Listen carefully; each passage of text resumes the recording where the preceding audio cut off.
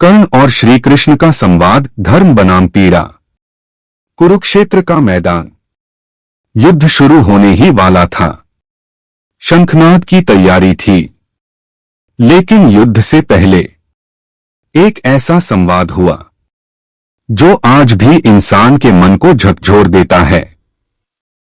यह संवाद था दानवीर कर्ण और भगवान श्री कृष्ण के बीच।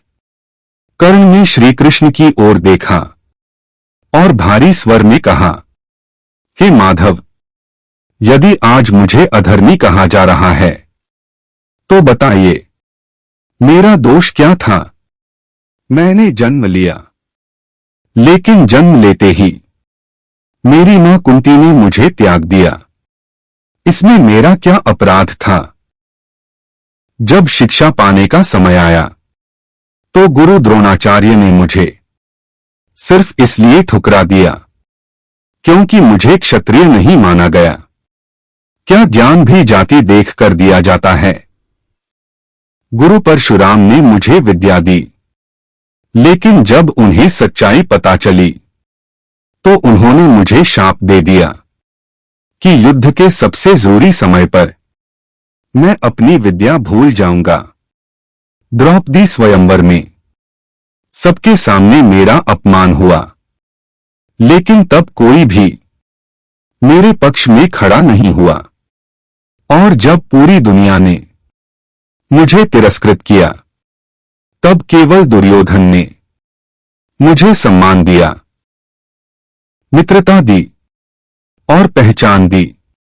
तो यदि मैं आज दुर्योधन के लिए लड़ रहा हूं तो मेरा अपराध कहां है, हे कृष्ण? श्री कृष्ण ने शांत स्वर में उत्तर दिया, कर्ण, संघर्ष केवल तुम्हारे जीवन में नहीं है। मेरा जन्म कारागार में हुआ और जन्म लेते ही मुझे अपने माता पिता से दूर कर दिया गया। जब तुम अस्त्र शस्त्र सीख रहे थे तब मैं ग्वालों के बीच गायें चराता था और जीवन की कठिनाइयों से हर दिन लड़ रहा था। जिससे मैंने प्रेम किया वह मुझे नहीं मिली और अपने लोगों की रक्षा के लिए मुझे रणछोड़ तक कहा गया। कर्ण, युद्ध चाहे कोई भी जीते, इस विनाश का दोष अंत में मुझ पर ही आएगा। फिर भी मैं धर्म के साथ खड़ा हूं। श्री कृष्ण बोले, जीवन में दुख सबको मिलता है, लेकिन सही और गलत का चुनाव हर इंसान खुद करता है। धर्म परिस्थिति से नहीं, बल्कि निर्णय से तय होता है। यह सुनकर कर्ण की आंखें भर आईं।